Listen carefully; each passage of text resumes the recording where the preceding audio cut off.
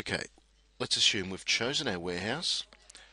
We've chosen what sort of activity is going to occur within our warehouse. We've chosen the layout of our warehouse.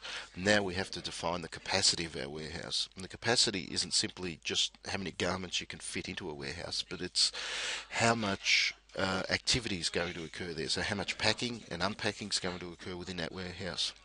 Reason we do that is that once we've got a goal, we can then compare that to last year's activities and ask ourselves as managers, can we do this in a smaller warehouse or do we need a bigger warehouse? But if you don't set a measure, then you just simply keep working in the same space and you can't gain efficiencies. So once you define the maximum level of value adding activity over a period of time, we then have to manage that.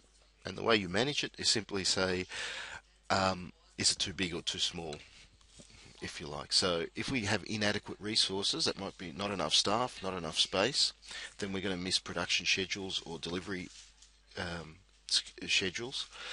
If we have resources which significantly exceed planned production, again, I do too many shelf space, too much shelf space, then we end up, then we've underutilized the equipment that we have purchased. So in either situation, we're either over or underutilizing, which is inefficient.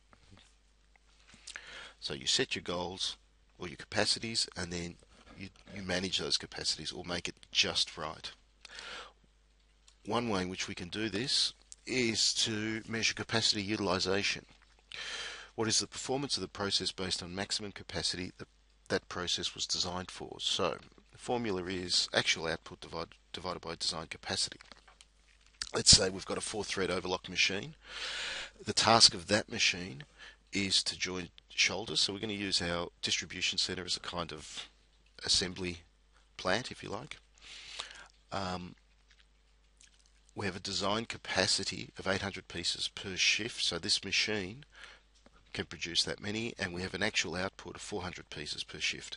So if we simply divide our actual number of garments we're sewing relative to how much it can actually produce, we end up with a 0.5 or 50% capacity utilization in an 8-hour shift.